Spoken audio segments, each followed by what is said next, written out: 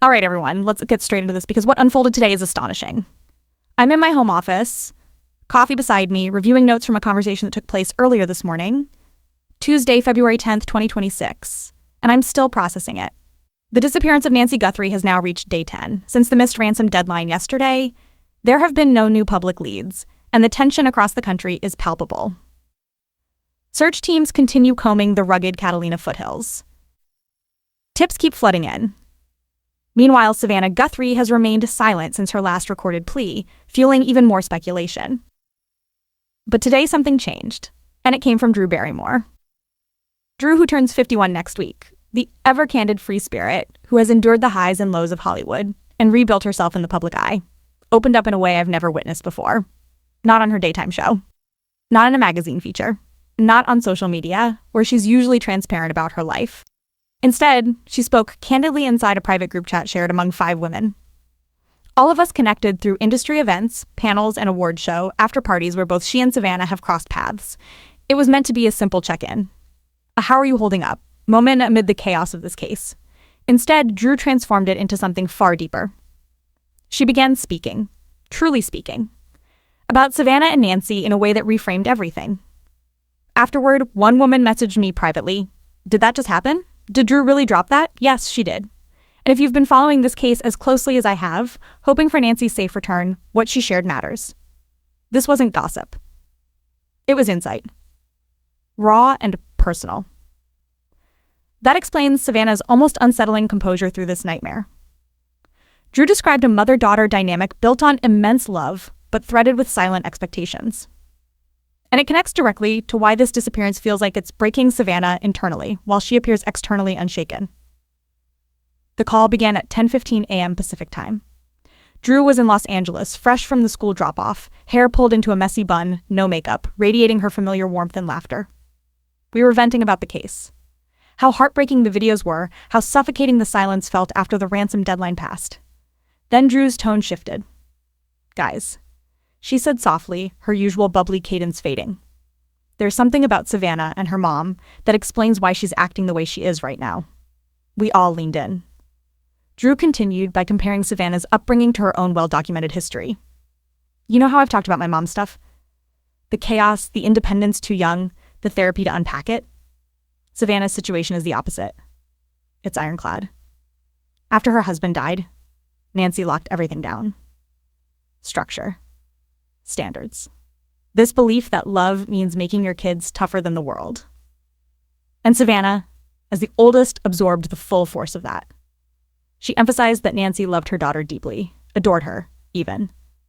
But that affection came wrapped in challenge. Be stronger. Be better. Don't show weakness, because weakness invites harm." Drew recalled conversations over the years. Brief exchanges at charity galas, panels, and private events. Savannah would often describe her mother as her rock, crediting her for shaping who she became. But beneath that pride, Drew sensed something else. Nancy hadn't simply raised Savannah. She had forged her to be unbreakable. And now, with Nancy gone, taken from her own home, blood on the porch, pacemaker silent, that forging is simultaneously protecting Savannah and tearing her apart. Drew's insight landed heavily. She has appeared multiple times on The Today Show, and the 2 women have bonded over the challenges of motherhood and public life. Drew, who openly champions vulnerability after surviving her own turbulent childhood, sees Savannah's composure through a different lens.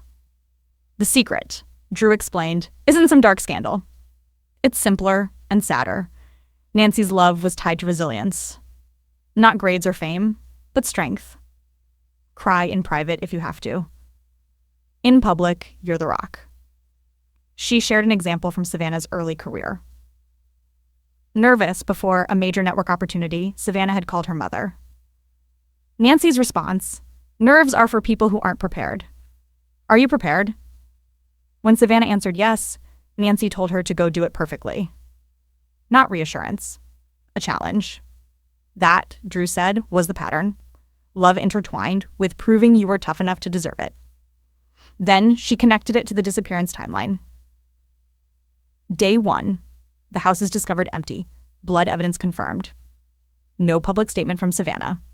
Day 2, FBI involvement intensifies. Silence. Day 3, Ransom notes surfaced demanding Bitcoin. Still nothing. Only on day 4 did Savannah release her first video. Why the delay? Drew asked. Because cracking early would look weak. Nancy taught her to gather herself, structure her message, and present strength, not panic. Drew urged us to rewatch that first video with this framework in mind. Savannah begins with gratitude, thanking searchers and supporters. She describes her mother as light-filled and faithful. She acknowledges the ransom reports without trembling. Only then does she plead for proof of life. The delivery is measured, deliberate, curated rather than chaotic. The second video, where Savannah states, "We will pay," struck Drew deeply. The words were spoken with calm resolve, as though closing a transaction, not offering millions for her mother's safety. No visible desperation, just clarity. That's conditioning, Drew said. Agony is private. Public is for control. She recalled another memory from a 2018 Women in Media panel. Savannah had referenced a difficult personal stretch and mentioned calling her mother. Nancy's advice? Overwhelmed is a mindset. Change it. Savannah had spoken about it with gratitude. But Drew noticed the weight beneath it.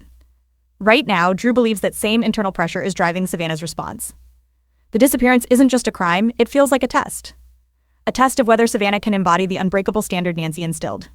Drew became emotional as she reflected on her own history. Unlike her complicated, distant maternal relationship, Savannah's bond with Nancy is intensely close, but shaped by the need to perform strength. The vanishing, with blood evidence and medical urgency, represents something Savannah cannot control. The ultimate unfixable crisis. Yet she continues trying through structured pleas and dignified resolve. If Nancy comes home, Drew said quietly, Savannah will need to hear she never had to earn love. That she was enough from the start. She asked us to keep her reflections private for now, to allow the search to continue without added noise. But to hold on to this understanding. Later in the conversation, Drew revisited the timeline again, emphasizing Savannah's strategic silence. Nancy didn't raise a reactor, she said. She raised a strategist. Waiting days to speak wasn't indifference. It was discipline. Drew also reflected on how Savannah often ended her pleas with "stay strong." To Drew, that phrase functions as both encouragement to her mother and a mirror to herself. Stay strong, as she was taught. Stay strong to remain worthy. As day 10 unfolds, no new ransom message, search is ongoing, public scrutiny intensifying. Savannah's steadiness remains intact. Drew believes it's not absence of grief, but grief channeled into controlled action.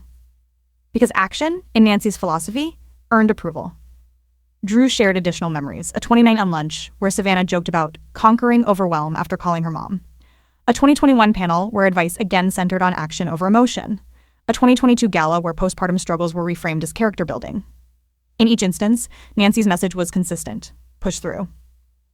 According to Drew, the unspoken rule was this: resilience earned warmth, weakness risked withdrawal, and so Savannah performs resilience now. Dignified pleas, calm offers to pay, even while facing an unimaginable void. Drew acknowledged that suppressing grief carries a cost. Control was Nancy's gift, she said. Wrapped in love. But control cannot solve every crisis. She grew teary discussing how Savannah's strength might be both lifeline and cage. If Nancy comes home, Drew repeated, the real rescue will be hearing she doesn't have to prove anything. That was the essence of what Drew Barrymore shared. Unscripted, unfiltered, spoken among 5 friends. A woman who rebuilt her own life, illuminating the unseen pressures shaping Savannah's response. Tonight, search teams continue under desert skies. Tip lines remain open. The silence lingers. Wherever you are, rewatch those videos. See not only composure, but a daughter still striving to meet an invisible standard. And if Nancy returns, when she returns. Perhaps the most powerful words Savannah could hear would be simple. You never had to be unbreakable for me. You were always enough.